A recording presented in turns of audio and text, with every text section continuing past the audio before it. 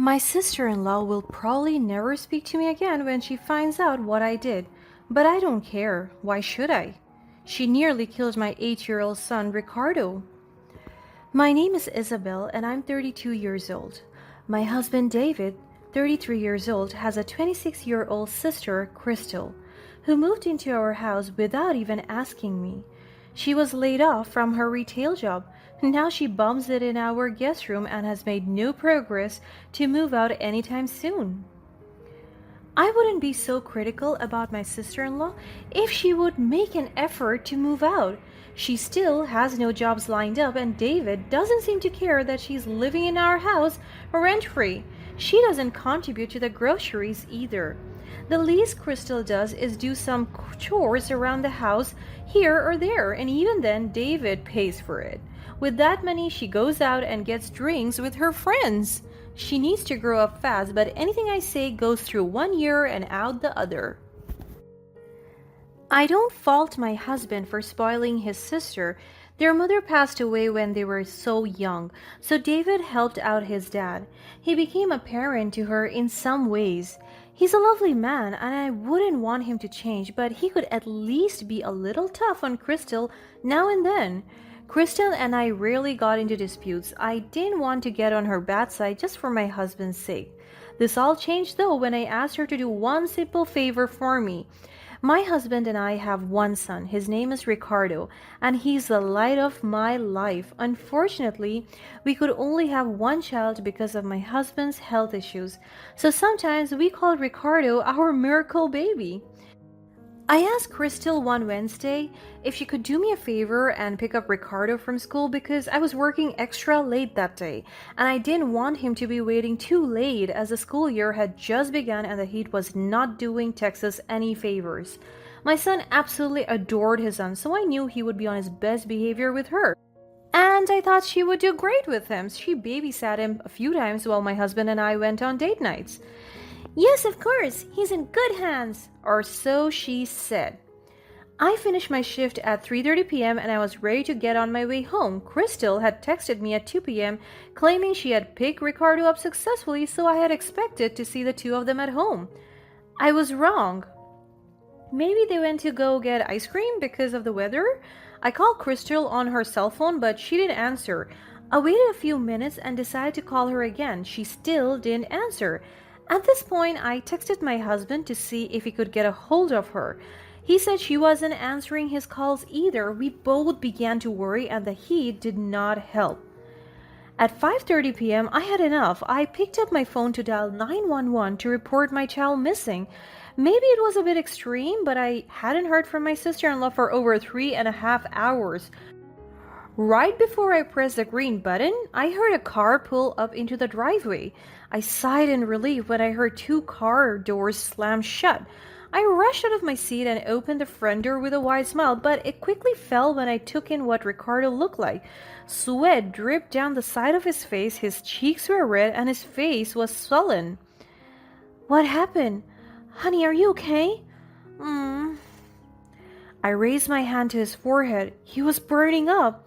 Yeah, sorry about that. I stopped by my friend Danielle's house to drop off her cell phone. She was blasted the night before at the club. She wasn't doing so well. What's wrong with Ricardo? Well, if you would have let me finish, he must have gotten a little hot while waiting in the car. How long was he alone in the car? A few hours. My bad. He should take a cold bath to cool down. Ricardo, honey, how do you feel?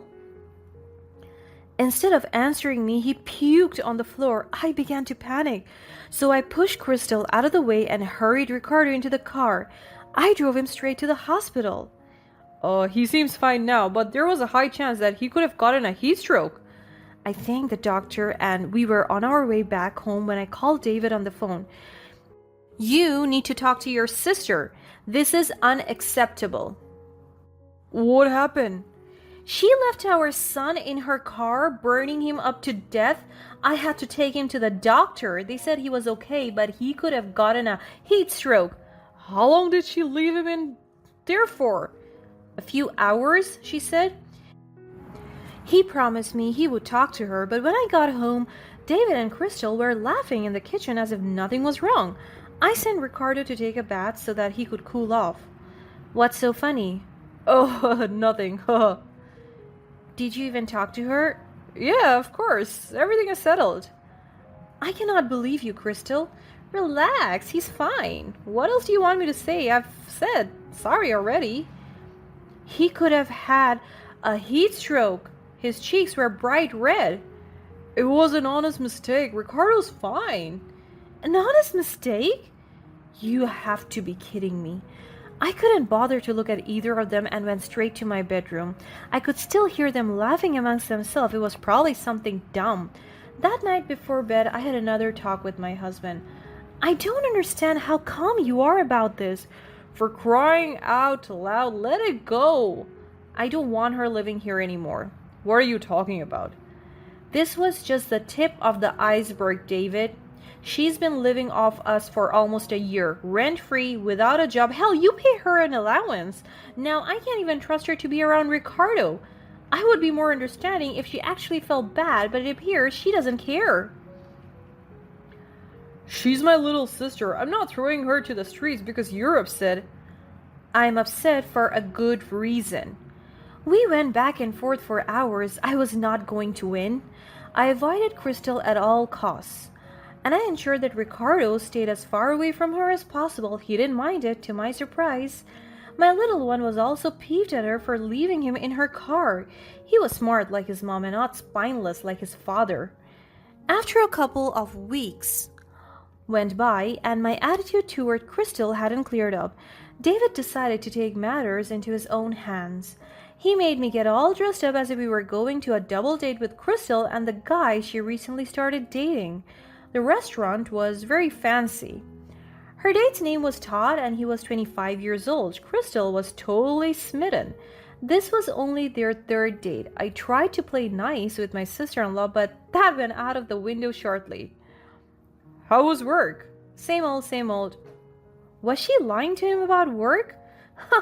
What else was she lying? I side-eyed my husband, who only gave me a warning elbow to my arm to mind my business. So instead I said, yeah, Crystal, how's work going? I have been meaning to ask you.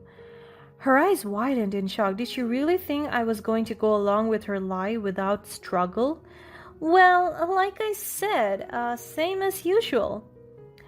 I forgot. What you did again?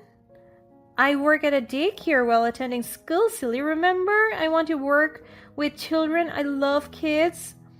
She emphasized, looking at Todd with lovesick eyes. Oh, really? David cleared his throat. Oh, what do you do for work, Todd? Oh, I teach at an elementary school. I hope to teach middle school or even high school in the near future. Well, now I know why she said a daycare worker. He loves kids and, well, I thought she did until Ricardo. As we furthered into the dinner, I realized that she was lying about many things. Not just her job, but what school she was going to. Crystal dropped out of college when she was 19. That she did volunteer work. She only leaves her house to party and to hang out with friends. She even lied about loving to watch basketball. I wasn't going to say anything about the matter until she brought up Ricardo. Ricardo and I are super close. I take him to get ice cream. We go to the fair together whenever it's in town. I just love kids. There she goes, lying some more. I'm sure she loves Ricardo, but how would she get him ice cream or take him to the fair? With what money? My husband's? She uses it to go out with her friends. Before I knew what I was doing, I bumped her wine glass, flowing it all over the tablecloth and down the side where Crystal was sitting. I poured it on her lap. Luckily, she had a napkin cover on her thighs, but the wine had seeped through and clung to her skin. I'm sorry. It was an accident. She glared at me before fixing her face for her date. I'll be right back. She headed towards the restroom area where there appeared to be a small line. By the time she gets in there, the wine will be a sticky mess. It serves her right. But I was just getting started. Honey, can you get something special for Crystal at the bar? I feel terrible about the wine. Oh, we can wait for the server to come over. Why don't you go straight to the bar? It'll be quicker since it's busy. Sure. He got up from his seat and I was left alone with Crystal's date Todd. So how did you meet with my sister-in-law again? Oh, we have a mutual friend. It's kind of funny story actually. Her friend Danielle left her phone with Crystal. She dropped it off at her house and we got to talking and hit it off. Oh no, Todd has to be joking. He's the reason why she was caught up, why my son was sent to the hospital. It wasn't his fault. I couldn't believe Crystal. She lied to me and my husband about what she was really doing at her friend's house and then went as far as to risk my son's life because of some guy. I had enough. Listen, Todd, I think you sound like a nice guy. My sister-in-law is not a nice girl. What do you mean? She doesn't work at a daycare. Hell, she doesn't even have a job. What? Why would she lie? She must be embarrassed, the day you two met. Yeah. She picked my son for school as a favor. She left him in the car while she was talking with you for over 3 hours. I had to take him to the hospital. You must be lying. Crystal would never. I have nothing to gain for lying, but she does. She's been living at my house rent-free and I'm sick of it. I felt a tear burn at the corner of my eye, and it took everything in me not to burst into tears out of anger. He must have believed me because his facial expression had changed. I saw my husband coming back to the table, and I quickly wiped my face off the evidence. Your wife told me what happened to your son. I hope he's doing all right. Oh, yeah, it was a simple accident. Crystal was dropping off a cell phone at her friend's house. She was distressed over something. He's fine now. That sealed everything into place for Todd. My sister-in-law came back to the table with a bright smile. Todd kept quiet for a few minutes. When we finished our meals, he excused himself to the restroom. I had a feeling he was going to leave her, so I wanted to add salt to the wound. Honey, we should give the lovebirds some alone time. I think that's a great idea. Could you take a picture of the receipt, Crystal, and we can send the money for our share of the food later? I don't think that would be a problem. Thanks for coming out tonight. We left, leaving Crystal alone. In the car, David asked why I had told Todd about the car incident. I told him it just slipped out. As my husband turned onto our street, I took his cell phone. I shut his phone off when I noticed his sister had called him back to back. When we got to the house, I said, Honey, I noticed your phone is dead. Let me run upstairs and charge it for you. David was paying the babysitter, so he just nodded in my direction. My phone began to buzz off. It was my sister-in-law. She then texted me, Tom stranded me. Can you come back to pick me up and pay for the bill? David's not answering the phone. I decided to shut my phone off too. Huh, that's what she gets. I scampered back downstairs and insisted we watch a movie before bed. My sister-in-law was arrested for trying to dine in the dash at the restaurant. None of her friends could bail her out of the bill, and she didn't have enough money to pay for it either. She spent the night in jail. It serves her right for almost killing my child and not even feeling sorry about it. Crystal and my husband never found out what happened. Eventually, David grew tired of Crystal's games, and he gave her an ultimatum. She either got a job or she had to leave. Let's say she's making more money than she was last